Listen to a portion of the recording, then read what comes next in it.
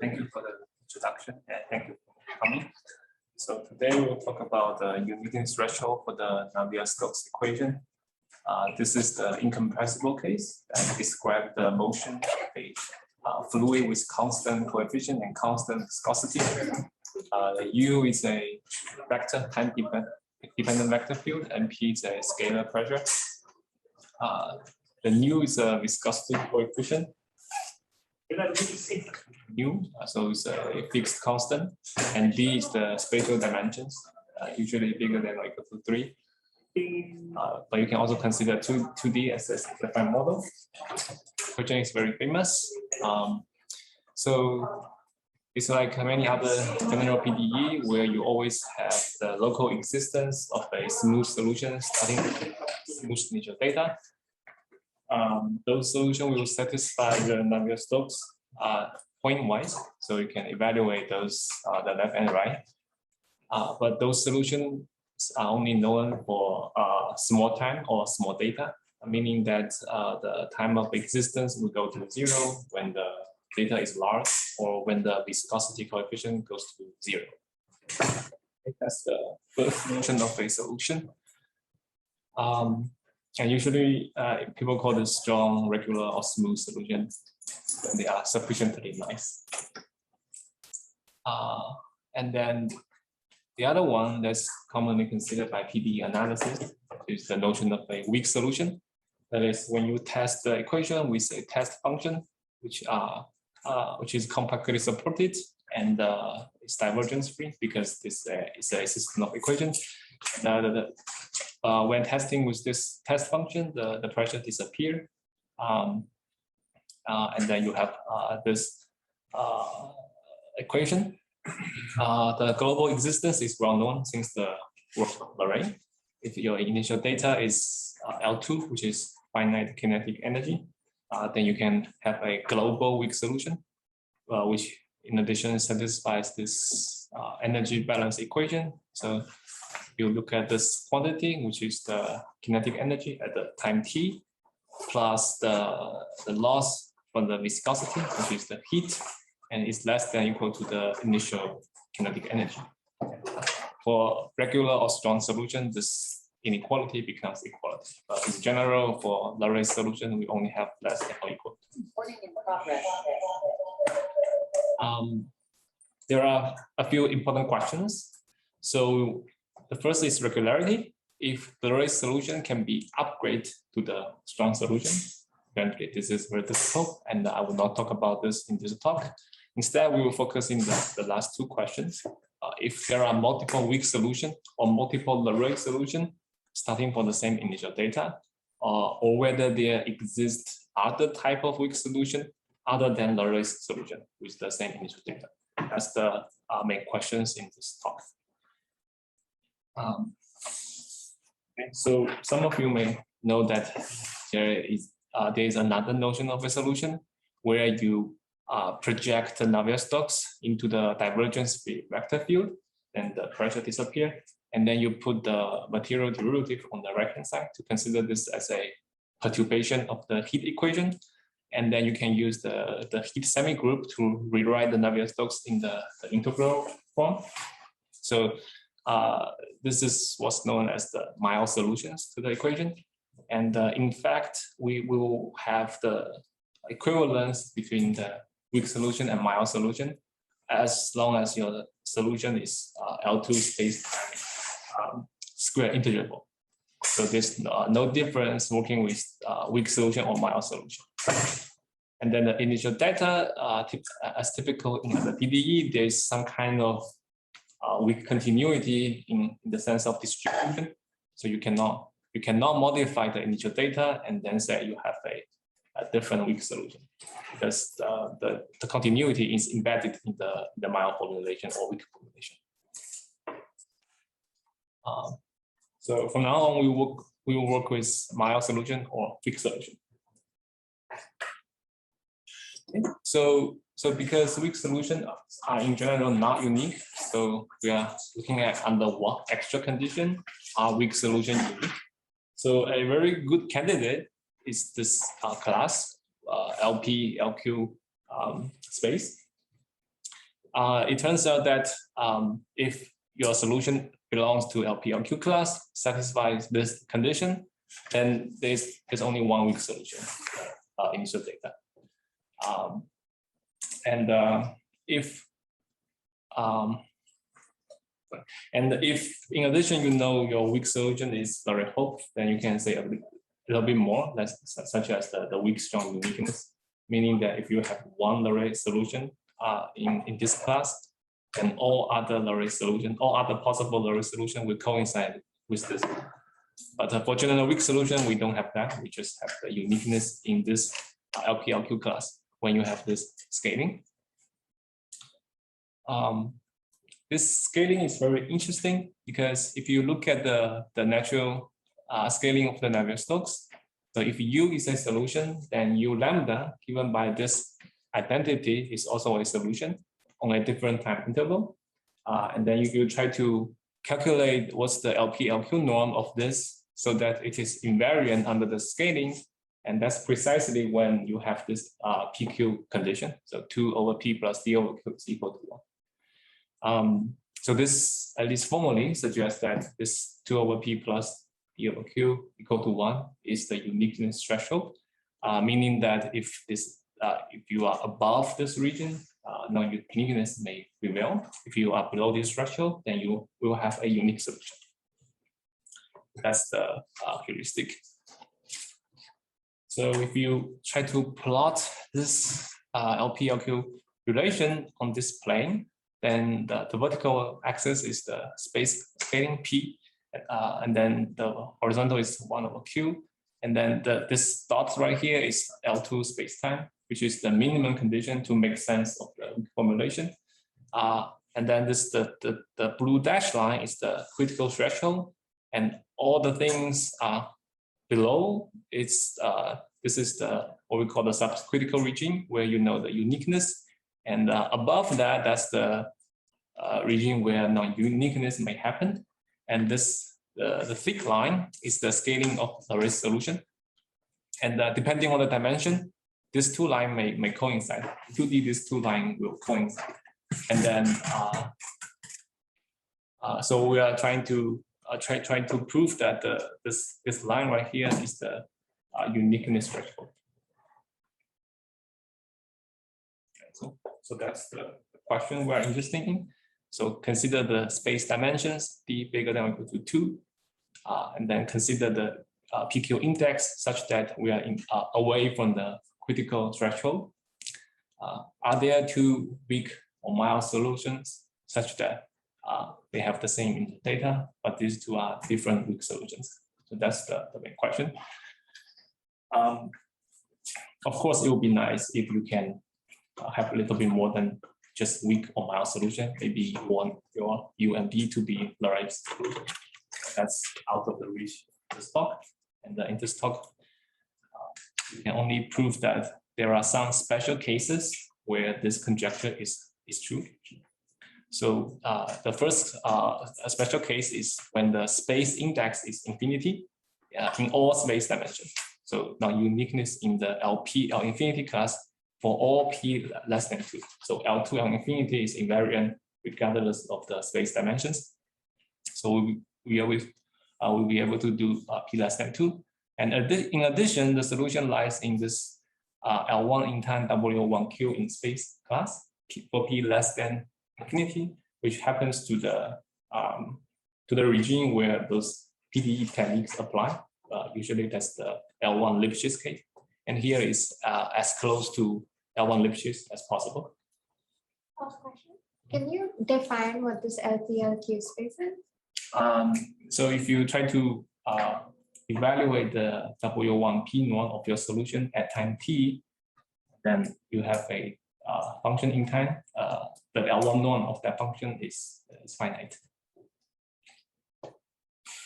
And similar for all this, you evaluate L infinity at time t, and then the LP in time norm of that L infinity norm is. The other special case is when t is infinity, that's the continuity in time. In that case, we cannot do all the dimensions. That's very difficult. We can only do a very special case when the dimension is 2. So in 2D, you will have many non-unique weak solution with the same initial data that satisfies this regularity. So just below L2, because the Ledizenska theorem criteria said if your weak solution is CL2, then it is unique. There's only one CL2 weak solution for every L2 initial data. So it has to be Q has to be less than 2.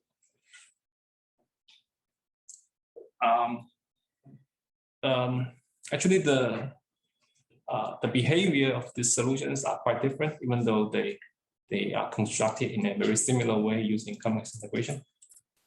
So to say what's the behavior of these solutions, I can talk about the concept of intermittency. So here is a picture for the it's given by a computer simulation of fluid, where you plot the magnitude of the velocity at a given time, and then there's a cutoff threshold where so only the magnitude bigger than a certain index will show on the picture, and as you can see, if you increase the threshold, there are sparser and sparser dots on the right and on the left. So at least formally speaking, that's the development of sparse concentration in the space variable. If you keep increasing the threshold, you will see fewer and fewer and sparser dots. That's the idea. In fact, this intermittency is actually a necessity when we try to construct a non-unique solution of Navier-Stokes. Not only a feature that observed in the experiment of simulation, is actually a necessity, mathematically speaking. So if you consider a solution U that's finite energy, say L2 solution, and if you look at the all the Fourier modes, say if you look at Vitello-Pedri projection around a frequency lambda, and then try to equate the L2 and the L infinity, there should be a parameter capital D that we call intermittency dimension, and it's between 0 and D. D is the space dimension. So that this holds. And let's say for simplicity at the moment, we just assume all of them will satisfy this equation with the same D. So D is a constant throughout the whole range of the frequency. Then we said the solution has intermittency dimension capital D. If you try to compare the nonlinear term with the linear term using this relation, you can just plug in the equation and evaluate any particular norm that you like, and then try to compare the two. You'll see that for nonlinear term to dominate, you need to be in this region. So the intermittency dimension should be small, meaning that bad things will concentrate on very small set in space, at least for this class of finite energy solution. Otherwise, the Laplacian will dominate, and then you will lose those nonlinear behavior. So there are many previous examples using convex integration to produce monster solutions. So like those Euler construction, the resolution of the Onsager's conjecture, those solutions are more or less spatially homogeneous.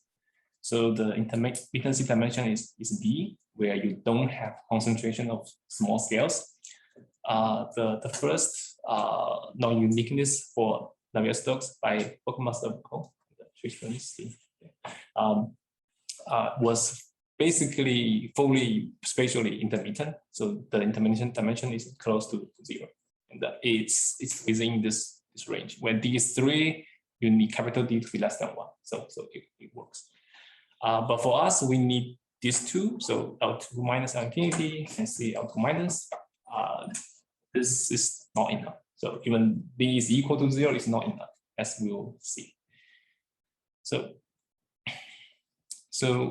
the very rough outline of the construction is based on this iteration procedure. You given a approximate solution, you try to correct the solution by adding something. Usually it's a linear combination of a certain building block that we call W k, and the coefficient will depend non-linearly on the previous error r. So basically, how good your building block wk are, and that determines how good your final solution is. And there are many existing building blocks that can fall into these two categories. So the first type of building block usually is just pure oscillatory shear flows, like Beltrami waves, Mikado waves. And then for applications to the intermittent model, such as Navier-Stokes, we can add in some spatial intermittency. Then you have to let the wave travel in time as well. So it's pretty much a time variant, intermittent variant of one. And once you do that, there are many complications and difficulty, but nevertheless, it can be done. Okay, so how do we get to L2 minus L infinity? So recall the previous picture where the photos are taken at each fixed time. So with the Buckmaster Vaco construction, with the Buckmaster Vaco construction L infinity L2, if you look at consider similar picture, in their construction, those large eddies will move in time in a large constant speed. But if you fix a time, they will pretty much look the same. Here we just the building block for us will be fixed in space, but they will have time-dependent intensity. So their strength will be a function of time. So as most of the time they will be zero, and only a small portion of the time they will be active, and then because they are only active on a very short time, on those intervals they are very large. So all the uniform in-time estimates will deteriorate, and we only get this L2 space-time estimates. That's our starting point. That's also one of the biggest limitation of this method. Everything has to be L2 space-time. Okay, and then if you see this 2 minus, right? That's basically how we get to from L2 space-time, because you go up in space, right? 2 to infinity, you go down in time. So if the thing is very concentrated in time, you can offset the loss by going up in space, by going down in time. So that's the idea. And then we use this Mikado flow, which is essentially just pipe flows around concentrated on periodic lines. So in space, they are at most concentrated to a dimension 1. So D is 1. And if you try to tweak all the parameters, it will not work for D less than 3, because you don't have much spatial concentration to work with. And that's why we have to use a different type of building block in 2D for this CL2 result. So basically, it's to combine the previous traveling in time construction with the variable density. So now the eddies will move in time, but they only move on a small portion of the time. And when they move, they try to accelerate. And there's a link between their acceleration and the concentration and the density, which is quite complicated. But nevertheless, the resulting building block is a family of jets. Like to the leading order, they have disjoint support in space-time of small balls. And then on those... You're pretty close to time, so you have to wrap up. Okay. Yeah. So that's the thing. And then we have 2 more slides. So here is the previous graph. In 2D, this 2 line coincide, and then here we reach this endpoint and this endpoint, but the rest of the graph are open.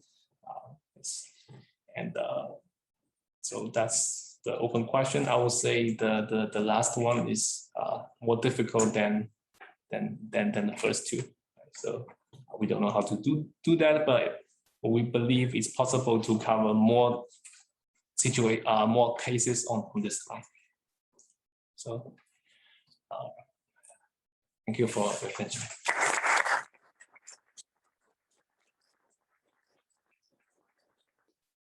And for question?